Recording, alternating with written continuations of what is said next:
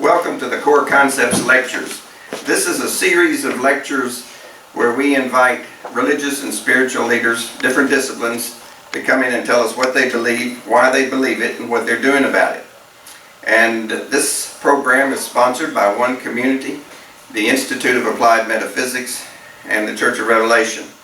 We're also mentioning IAM-WELL, as this is an association of practitioners of non-allopathic healing, that is, any kind of natural healing. And we'll be talking more about that in future shows.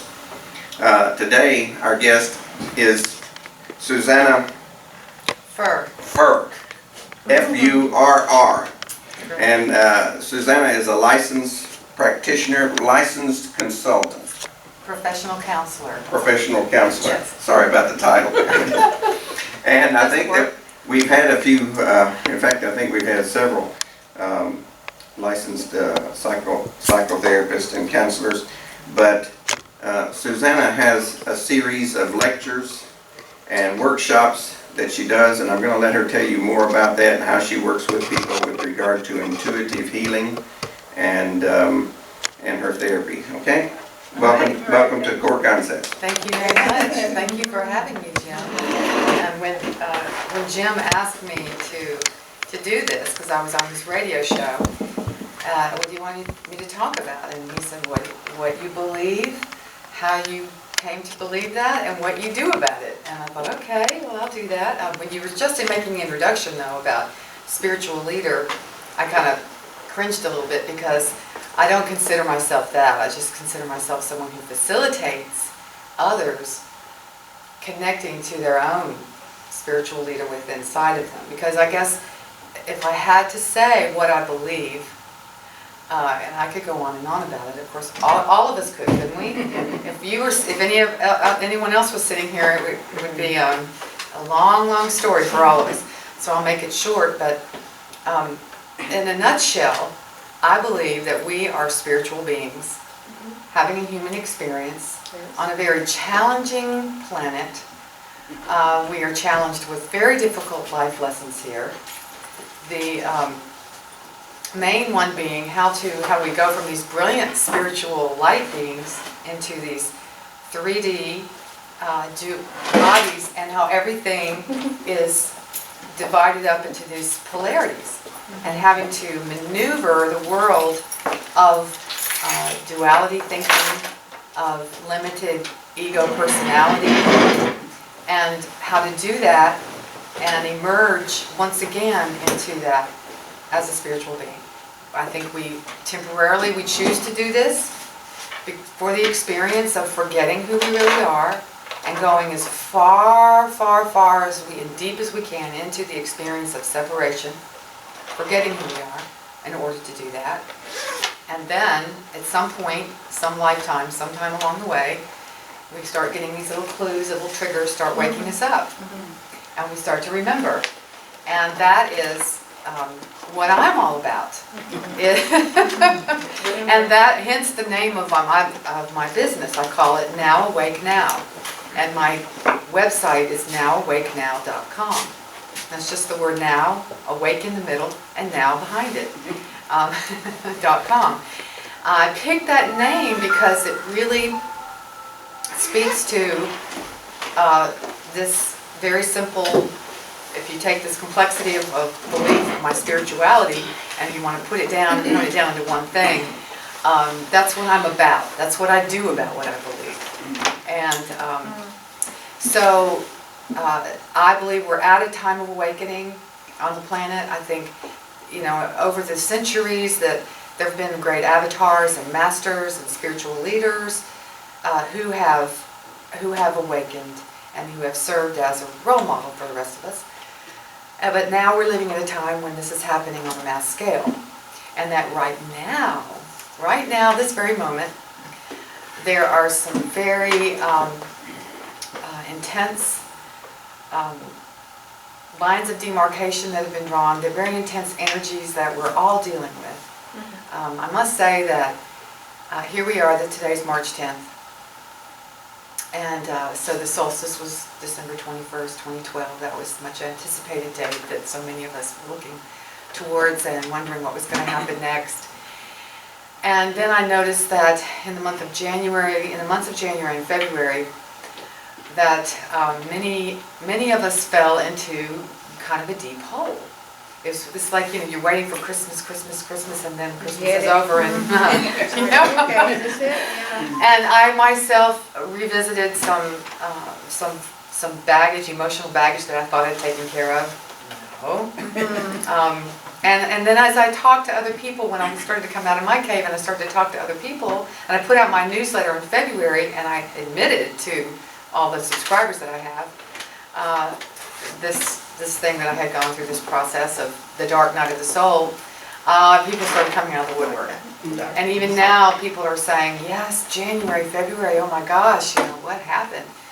Well, we're at that time of awakening. The polarity, the energy of the two kind of different mindsets on this planet is getting, rubbing up against each other and getting very, very tense and very extreme. So that's what's going on now, and that is very briefly kind of what I believe. Now, how I came to believe all of this is a very, very long story, but I will say that my background, I don't belong to any organized religion. I never really have. Even though my father was a Baptist minister, very briefly when I was a youngster. But he was so liberal. He was too liberal. And his congregations didn't really get him. So he decided, I guess this is not my path. He went back to seminary and got a PhD in philosophy and religion. And at the time we were living in Philadelphia, Pennsylvania, he brought all of us, my two sisters and I, and my mother, he dragged us away from Philadelphia, kicking and screaming, to Mississippi, which is where I was still living, which surprises me. But he took us there in 1965, 2 years after James Meredith, the first African-American integrating the school of the University of Mississippi, Ole Miss, which is where he was brought on as a faculty member in the philosophy department. So 2 years after that, it was very oppressive place to live. And, but we did, you know, I was 7 years old. Well, it's still a journalistic center there. It is, well, it's changed greatly. I mean, it has really gone through quite a transformation. It was ground zero for so much of the change. So, you know, when you live in ground zero, you see the change, and it's definitely a wonderful place now, which otherwise I wouldn't be there. And I think that I am there because I traveled the world a lot, and I've seen a lot, and I keep coming back. And I think part of it is that there aren't many people like me there. I mean, how many of you here have felt different all of your life? Everyone. Yeah. If you're definitely. And in the buckle of the Bible Belt, I really was different. Very, very different. Sore thumb. Very. And but anyway, so my father died when I was 16. And when that happened, it really set me on my quest for trying to figure out what is the meaning of life and death. And I'd already started reading, though, a lot of books. Like I think I read Ram Dass's Be Here Now when I was 14 years old, and started reading Castaneda in my teens, and of course Edgar Casey, and anything I could get my hands on. Jane Roberts' Seth books, you know, Nature of Personal Reality was sort of like a big eye-opener for me. And all my teachers, my spiritual teachers, were books. Because there wasn't anyone teaching this in Oxford, Mississippi, right? Not here. And not in Memphis, Not here. and not in Memphis, which is where we are right now, Not in New Orleans. or New Orleans. I mean, in the South. Let's just face it, in the South. It's difficult. Well, even in Vietnam during the war, when I was starting, there wasn't Yeah. that. I had a hard time even getting that kind of material. I was reading old stuff like Aldous Huxley and Wow. Charles Hunnam. Whoa. Wow. Which is Yeah. not a bad place to start. That's a good place to start. Very Not a good bad place place. at all. But don't you know, I mean, this is part of my belief, is that we're not, even though we might feel alone, we're really not alone. And our guidance will make sure that we get exactly what we came here to do, so we can fulfill our missions in life. So that set me on my path, but also still being in the South, I thought, now how am what I really want to do is just immerse myself in these studies and then be a teacher of this, or be and go into this. Well, at the time I was just had a child. This was later on in my when I was 26. I'd gotten married, had a baby. My husband was very much rooted there at the University of Mississippi, and so what was I going to do? Well, I thought, oh, okay, well, I could go into counseling. I could go into psychology, and then maybe make my way back to this, which is exactly what I did. And when I did that, then I found, I really found that I had a great affinity for it. And so for now, it's been over 20 years that I've been a licensed professional counselor.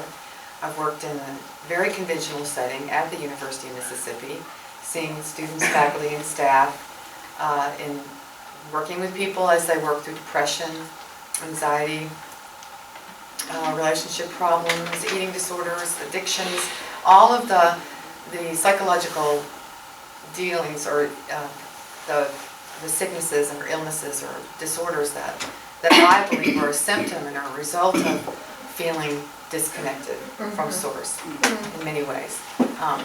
So that's brought me to the present. Many things happened in between then, but I did finally leave that position and have been away from that setting for about almost 3 years now. And in the time being, I've set up Now Awake Now, and other things have started to flow through me. I think guidance that I've gotten to do other things and offer workshops to others who want to be on this path of awakening. Did you have a question? Oh, I'm sorry. No, Did you say something? Oh. Now Awake Now, maybe you could explain a little bit about that unless you... Well, was that your question? No, but go on. I just jotted it down, so I must need an explanation for it. Yes, I am going to talk about that. Okay. I started to, months before I decided to have a website, I started to get really strong urgings, that I must do this. And so I sat down and started thinking, well, what would the content be? All the stuff started coming out. And that is actually on my home page at my website, what first came to me. But then I wrote all of that, and then I said, well, now what am I going to call it? Well, I certainly do use the word awakening a lot, so let me try to get that domain name. Of course, it was already taken. And then, what came to me was, well, now, the other big thing that I think I've been most influenced by so many different spiritual traditions and teachings. The Buddhist teachings very much are something that I feel resonate with a lot.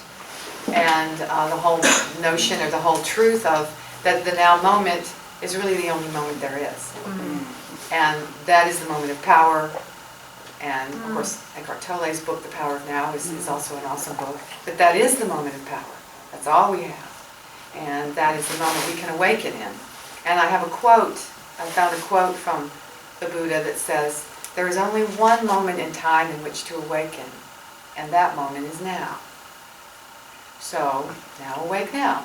That is what the purpose I hope to serve, is to be a catalyst for people, to remind them of that constantly. And I find that I do that in my one-to-one sessions with counseling clients and with intuitive reading clients. It's always, obviously my mission is to just keep reminding, okay, this is the now moment. This is the moment to awaken. This is the now moment. This is the moment to awaken. And one day, too, I started playing around with the word now. And some things came to me about using it, if you use it as an acronym. N standing for never ending, because the now moment is never ending. It's always eternal. O for omnipresent, because the now moment is happening everywhere, always, at all time. And then I looked, well, W, what do I do with W? Wisdom was the first thing that came. Because in a lot of my training and a lot of my studies, it's been esoteric. I did study with the Arcane School, Mystery School, which is an online correspondence school that was started by Alice Bailey, Lucius Trust. And and a lot of that's talking about divine wisdom. So divine wisdom / love, because love has to be part of it too. The head and the heart have to be both engaged and integrated and a part of this awakening. Because we can, I've noticed from my own path, I awakened, I think I always had pretty much an open heart, but then I found myself really, everything's about, you're trying to figure out things and analyzing, and when you get that first spurt of the seeker's path, it's just so much intellectual information and so much in the head. And one of the things that I was taught in the arcane school was that you can only go so far on the spiritual path until your emotional baggage will stop you in your tracks. And then you have to take care of that. And which I did find that to be the case. And so I went to a therapist before I ever became one to take care of some of that emotional baggage. And that's a never-ending project now, isn't it? We don't, it's something we just, done that. I'm cured. No, it keeps cycling around. It's like a spiral. The spiral is always moving upwards or downwards, but I think we're evolving, and we come around to that same spot in the spiral that's just a little bit higher up the level here, right? But we keep moving. That wellness is what W word that you... A wellness, yeah, what never-ending you do. omnipresent wellness, or wisdom. If you think of other W words, that's great. Wellness, I don't know, I didn't think of that one. Oh, wow. But that is my spiritual practice. I mean, that is what I find myself doing. Every time I can remember, and sometimes it might be 30 times in an hour. Sometimes it might be once every 3 hours. That I'll just stop and go, now, awake now. Wow. This is it. This is the moment. So it's become a mantra or Yes, an affirmation. yes, it is. Because otherwise, if I don't do that, if we don't do that, we get caught up in the stories in our heads, right? Yeah. Drama. The drama, Major. the trauma, Yeah, and that's why I love the combination that I do of the counseling with the spiritual, the psycho-spiritual work, because you have to really do both. I mean, like I said, you can only go so far on the path until your psychological issues will stop you. So what I have found in working 20 plus years with people is, and myself, is it's very, very simple. One of the first things that I teach clients to do is to be mindful, is mindfulness meditation. Which of course is based on Buddhist philosophy. And that is, you just are present in the moment, sitting quietly with your eyes closed, counting your breaths. It could be like a Zen meditation of counting your breaths, and watching your thoughts. Because the first thing, the way to disengage and detach from the emotional and mental, the emotional triggers that bring up all these stories that we have going on in our heads, looping over and over again. The only way to do that is to start to step back and observe, and become an observer self. So, like for instance, right now, while I'm talking, you can do this. See, this is called metacognition. While I'm talking, you can be you're looking at me, you're listening to me, you're thinking about what I'm saying, you might be thinking about something else, like what you have to pick up at the grocery store.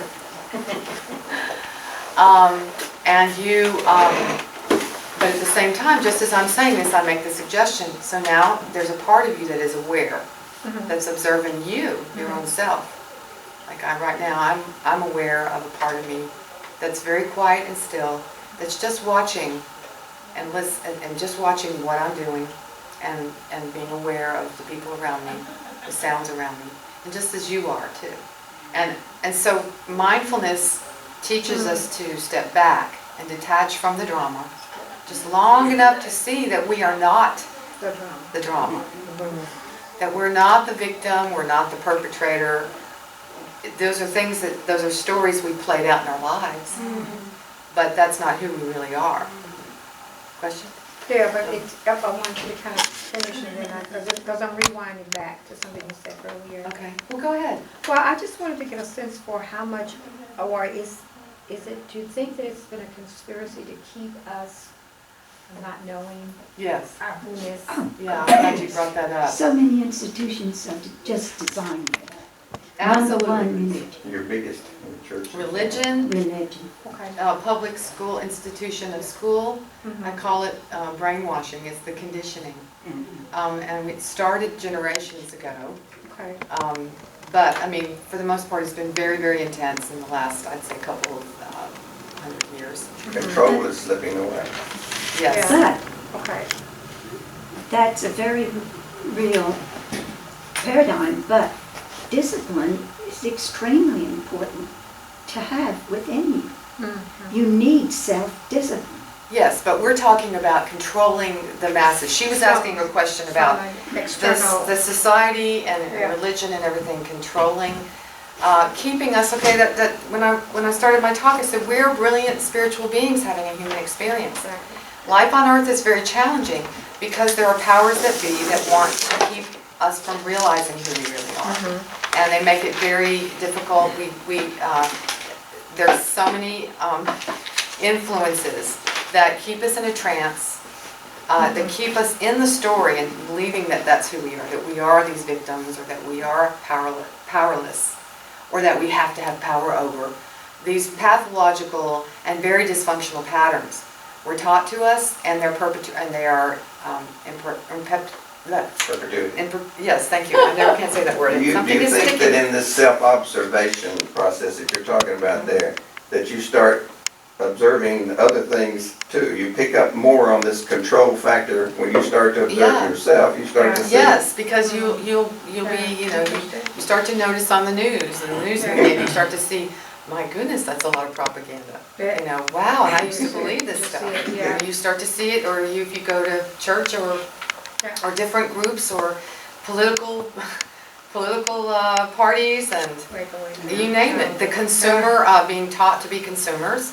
I grew up on, I think I was of that generation in the late, I was born in '58, so that's when TV just really took off, and my generation was just raised on television, and that's when I think, I'm sure the powers that be, or the powers that were, a lot of people were calling them PTW, the power that was, or the powers that were, because that old paradigm is done and finished.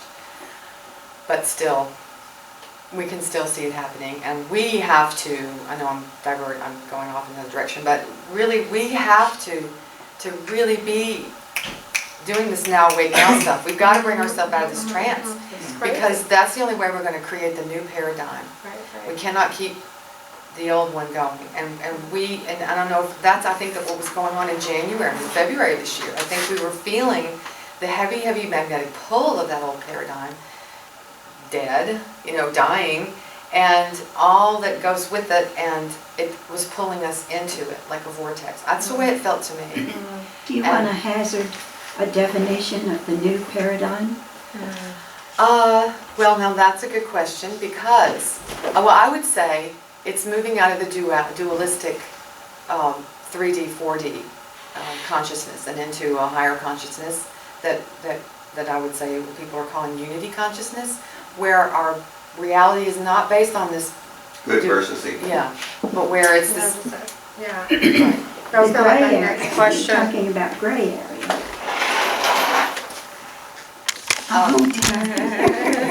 I'll throw out the phrase non-hierarchical connectivity. I like that one. That's good.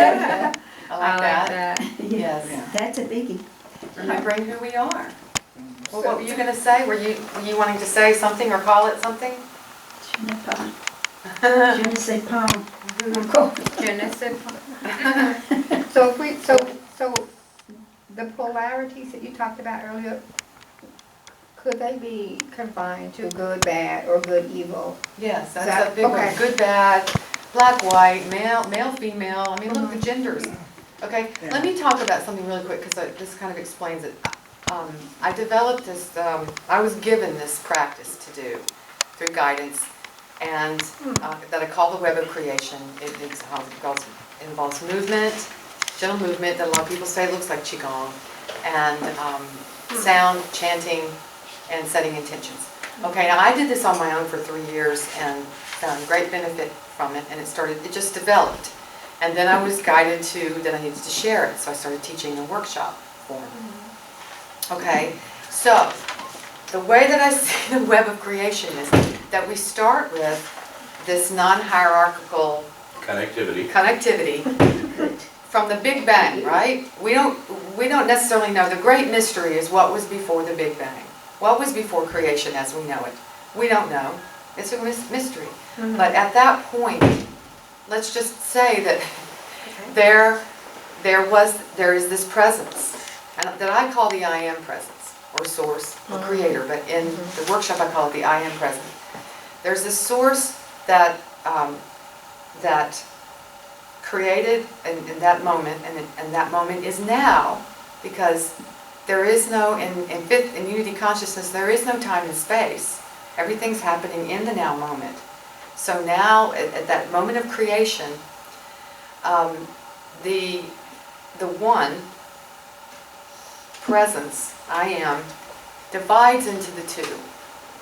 And from there we have the divisions, and they go on and on and on, to the point where we are now on planet Earth, and I'm sure there's many other planets populated by other beings, but that where we are now, feeling completely, totally separate, and seeking to reconnect again to that presence. Well, in that process, those people of the earth, the indigenous people, and the shamans, and the ones who still are connected very much, and always have kept the tradition of staying connected to the earth, have known, and the pagans and the Wiccans, have known that within the two polarity, the polarity of male-female, the gender, there is this creation that we manifest in and that we create in.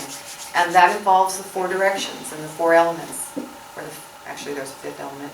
But that involves east, north, south, and west. That involves air, fire, water, and earth. And the fifth element is the human being consciousness, the human saying, I am that I am, connected to the I am presence, to source. I am uniting the masculine, feminine, divine energies within my heart. And I am utilizing and using the playground, the field of infinite possibilities of these elements and of the directions. So, why was I telling you this? Because we were answering the question. There was a point, well, there's always a point to it, but I think I was trying to, describe that. So we've gone as far as we can go into separation and duality, and now we're returning to that I am presence, to that source. Wow. And when we know that we're doing this, when we're awakening and we're reminding ourselves to be now awake now, that we are able to use what was given to us, the beautiful earth itself, the earth with all of these elements that we have within the universe, and we are able to play within this amazing physical reality.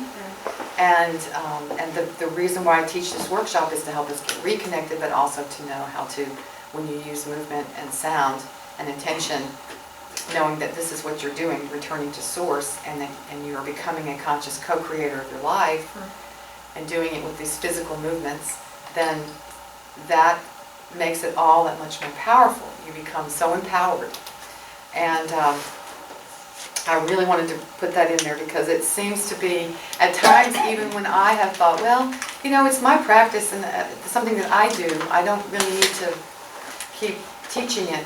But something, there's guidance within me that says it's got to be out there. So I keep putting it out there. It's a universal law of giving and receiving. Yes. You have to share it, otherwise new stuff doesn't come in. Exactly. Exactly. You several times used the word remembering. Yeah. I think of that as a really interesting paradigm. There was, at the end of the Journey to Ixtlan, the third volume by Carlos Castaneda, he develops that theme of Ixtlan is not where we're going to. It's where we're trying to return to. Yes.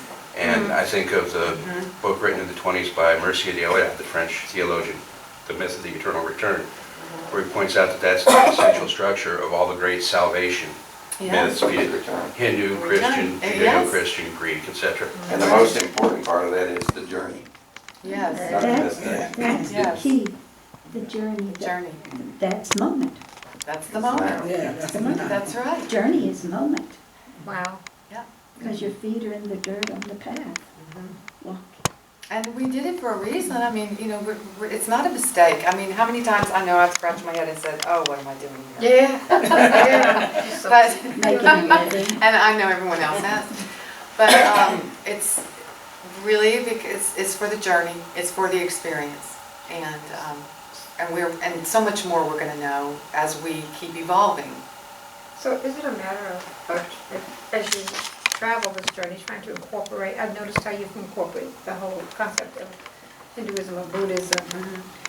I'm kind of stuck right now And on Native American. Jesus. Yeah, on Jesus, and trying not to become totally engrossed in, you know, the Bible Belt syndrome of it.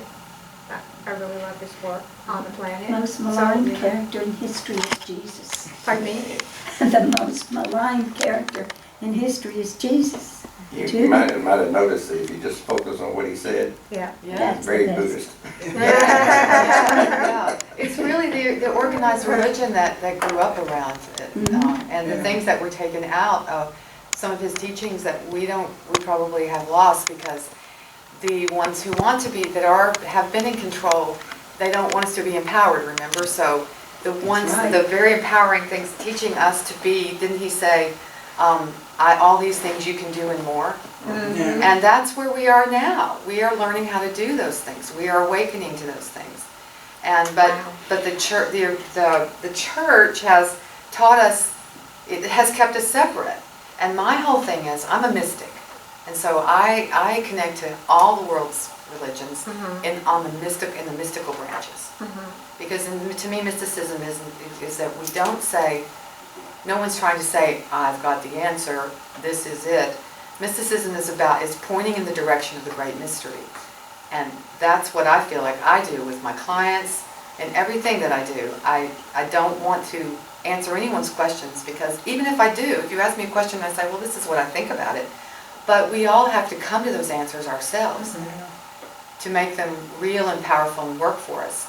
So, What Jesus said, which the church emphasizes and controls people, is do it in my name. You don't have to do it in Jesus' name. You can do it in anyone's name. You can do it in your own name. It's not, they said, do as, what did he say? You made the statement, what was these it? things and more. Yeah, these things and more, yeah. And do it, and that has that phrase, and do it. And that's what the church uses as sledgehammer. But that Do it could in also my be, name. that could also be I am that I am. Well, I'm talking about the Which is individual an Old Jesus. Testament. Yeah, that's from Well, Moses, but But if but, you take But I'm just saying. the yeah. Kabbalist, yeah. the Right, Sufi, Tree of Life, the Sufi, Sufi, the Zoroaster- Buddhist, yeah. even Zoroastrian. Tibetan Buddhist, So yeah, all of them. certain, I mean, they're all saying the same thing. and certain branches of mystic Christian. Right. You put them in a room Esoteric together, Christianity, and if they didn't identify themselves, you wouldn't know which is which. that's right. It's worth noting that there's, even here in the Buckle of the Bible Belt, out in some of the rural communities, there are intensely, there's a word I'm looking for, there are fundamentalist but very charismatic Christian non-denominational churches who are very mystical, they're practicing a radically different ethos from what you'll find out at Bellevue First Baptist. Yes, It's yes. not, Oh, God save that. so So they're it's very called interesting. So it's really, God, the thing that I find, I think that we're all here, I think we're all here not out of accident. I think we chose to be here at this time to watch this, to be part of the transition team, if you want. Some of us are on the front line, some of us aren't, but We chose to be in We Memphis, chose- Tennessee. well, see, I mean, somebody's got to the be in. Bible Belt. You know, I think that it takes a lot of courage and strength to be the kind of people that we are, interested in the things that we are, And being and where we are. to be where we are. You know, somebody has to. I think we signed on for it, because every time I try to leave, Front line. yeah. Oh boy. And one of the things that I want to get across to, I wanted to share with you, is that in the work that, okay, so the work that I do with individual clients, and then in the readings and even in the workshops, is again this activate this awakeness. Okay, that's what it's about now. Let's get activated. And it doesn't mean you're out there doing things. It could be you just sitting, even if you're sitting in your home meditating all day, on the now moment. That's what I mean, being awake in the now moment. One of the things that I recently discovered, I think I've read this, I mean, in many books when I was younger, and I never could, just couldn't get this. I was like, that just really blows my mind. I just can't get past it. And it wasn't until I really felt that I was integrating having that, as Carl Jung calls it, the alchemical marriage of the anima, the animus, and the heart, the divine masculine and feminine. But when I really was focusing on bringing the polarity within me into a loving relationship with each other, then that's when things that I've had in my intellect started to really make sense on a very much deeper level, and this is one of them. Remember I said a little while ago about in the now moment, now is always happening. That means there's really no past and future. There aren't any past lives or future lives. We call them past and future lives, but they're happening now. They're happening simultaneously. Of course, and this is in physics, like quantum physics talks about, there's no time and space.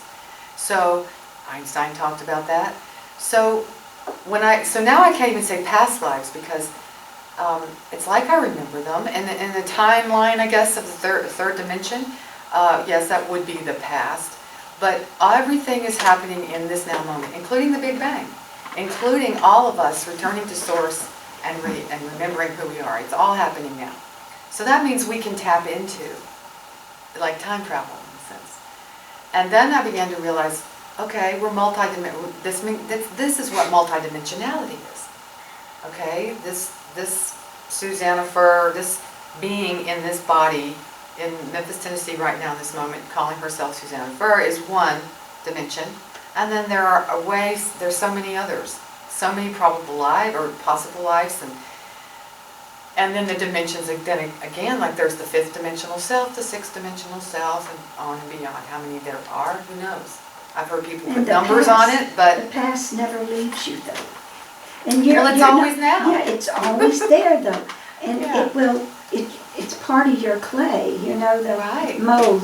Right. It's you, the past, the present, and the future. Right. In the future, you see it a lot anyway. Yeah. You And always see you it. can connect with your future self. Mhm. You can connect with your highest possible future self in meditation, or like I do this when I practice the web of creation. And I'll just visualize, or I feel the presence of my highest possible future self, and say, hey, clear the path for me. Okay, I'm on this journey. This is where I'm on the path, and I know that we're together. And help, bring to me whatever. Just help me see the obstacles to get to you, and clear those obstacles. Because I want to live. I want to fully live and fulfill the potential. So that's happening. You can connect with your future self. You can go back to your past self, let's say past again, even within this particular lifetime or other lifetimes, where there's a feeling of being stuck, like victimized, being imprisoned, being enslaved, lifetimes of being enslaved perhaps, in a very overt way, not in the way that we kind of are now, in a covert way, but so we can speak to those parts of ourselves and say, because this is the key, awakening in this moment. When we awaken in this moment, we are sending that awakening out to all of ourselves, to every lifetime that we're living. And that affects every lifetime that we're living, just as those lifetimes that we're living where we are way more enlightened than maybe this particular one, are sending that awakening to us. So we've opened up those lines of communication and really become truly multidimensional when we do this. Is Do that how? you ever think that you reach the end of a path and that's it? I'm not talking about death physically. I'm thinking that some people, because I'm much older and I've had a lot of experiences, and I'm also an artist, so we are given experiences other people are not given. And we get things that you get overpowered by it, you know, you feel like, God, I'm overloaded. And you think, this is it, I'm finished. I'm not going anywhere else. I think we can graduate. I think we, just. Yeah, like that's we what do. I'm trying to say, yeah. I think we have like long degree programs that we take on in a sense, and or a lesson. Let's say I came in this lifetime to really learn about what it's like to be a victim and how not to be a victim, and how to awaken out of that. Well, I'd say when I finally, after going through the victimization and then coming out of it and then awakening out of it, then there's a graduation that occurs, a celebration. Yeah. I learned that one. Yeah, Where's my but certificate? that makes you the teacher. Where's my, See, that makes you the teacher, because you have reached such a high level, and you're able to disseminate it. there's so many more levels to go. David, More lessons. David Hawking in his book, Power versus Force, Yeah, and three really, really good books. He talks about how that one person reaching these higher levels counterbalances the enormous number who don't, and raises the general, just one Right. person raises the level of evolution for everybody. It does, that's true. That's why I'm so keen on awakening, And because that's- I feel like, That's why your work is Right. such good work to be doing. thank you. Yeah, And it's a lot of fun. Wow. you're never That's bored. interesting. No. Can I offer something to what she said about feeling like you get to the end of something? I keep in mind as a metaphor sometimes the object known as a telescope, which Good can be idea. this long or this long.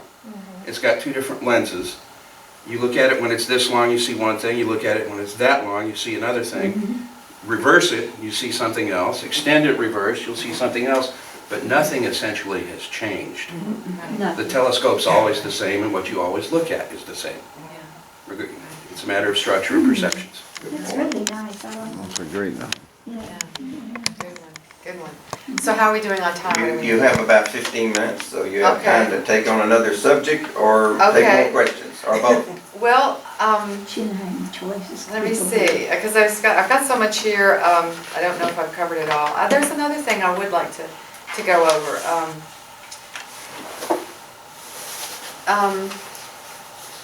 Well, it's just so great to hear you all talking, and everyone, of course, we're all in the same boat here, and working on the same things, and you wouldn't be here if you weren't.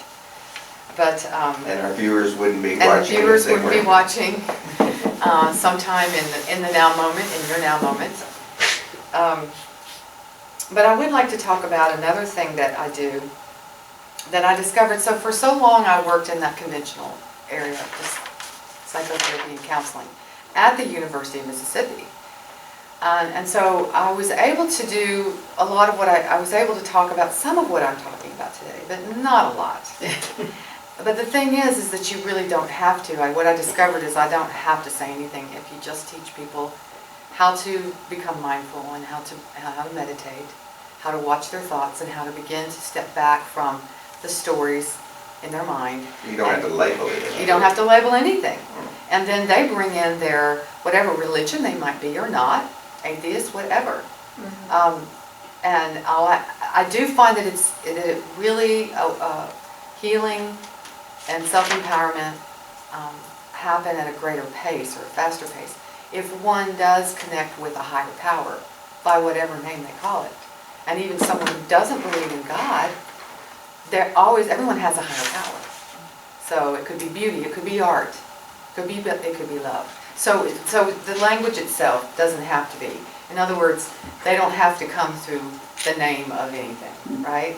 So I left that position though, and because I wanted to talk about this more openly in my language, and therefore attract more people like you. And here you are, and here we are. If it wasn't raining, there'd be more people here. Really, wouldn't it, Jim? Yeah. If it wasn't raining so hard, there Yeah, would be more the people weather here. is. Well, I think it's good to have the group and the talk. I mean, we're primarily here for the camera, but I still think it's very good to have this interaction and the input. I mean, just think of what John has said and what the comments that people have made have been helpful, I'm sure, to Susannah Oh, to yeah. pick up on something else. I'm not really good at standing at a lecture podium and just lecturing. Yeah. Obviously, we have to interact because it's about the now moment and what we're sharing in this moment and what we're teaching each other in this moment. But I did want to say one more thing. Oh, did you have a question about that? Well, not about that, but Or anything? What? the Dark Night Soul you mentioned. The Dark Night of the Soul. Yeah, That's, It's a I famous in the- book that was the book. by a priest. and there's a lot of, and the phrase is used a lot to describe Right, depression, in a sense. I mean, just going from an expanded state into a very contracted state of Introspection. introspection, but a lot of times it's the dark, because we call it the dark night of the soul because it feels very negative and it's Okay. painful. And what it is emotional, just emotional pain for however long you've had it and hold on to it, comes to the surface. And so one of the things that I know, when someone asks to be and trains to be and works in a profession such as healing and psychotherapy, well, you better be prepared, because you can't help other people and help them with their thing. You don't have to go through every horrible experience on the earth, you can't possibly. But if you don't know what depression is or anxiety, if you haven't felt it yourself, then you're really kind of, be You much can't help. relate to it. No, can't relate. So I hadn't been through a dark night of the soul in a long time, but I think many of us did. There's a friend of mine in the room right here who we talked about it quite a bit.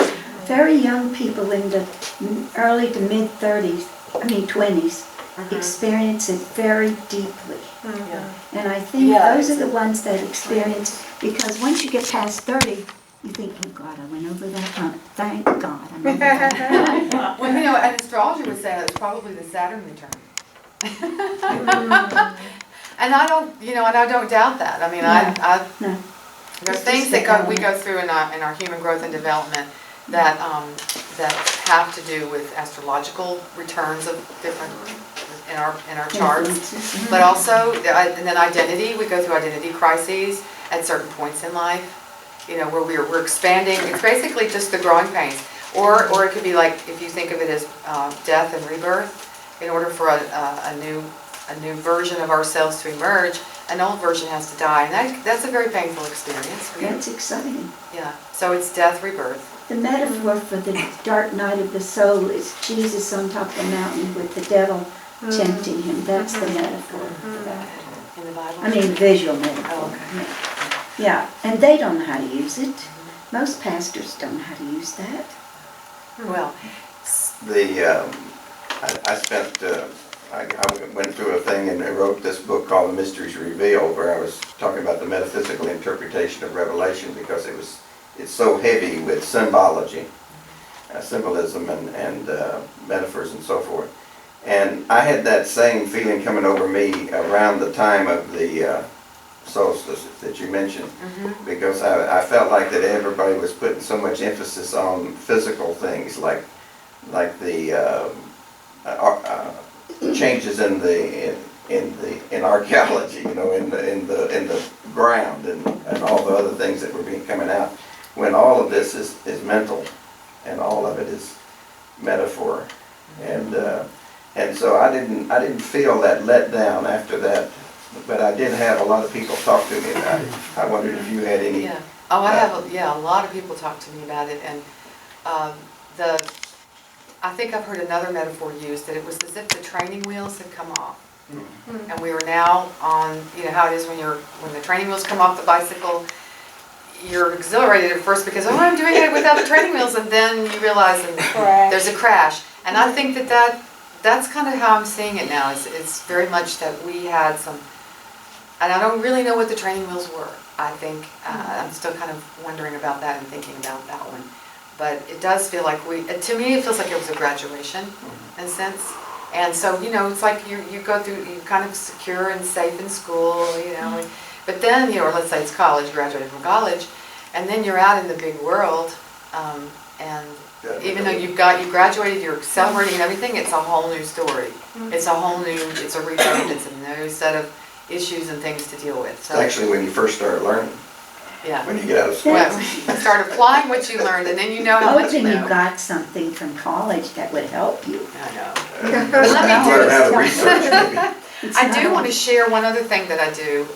Okay, so I came out of the conventional thing. I started sharing, speaking my language to more people, developed the website, started writing this monthly newsletter, and then last year I was actually invited to do a talk on conscious evolution at the Metaphysical Fair that the Sanctuary put on last November.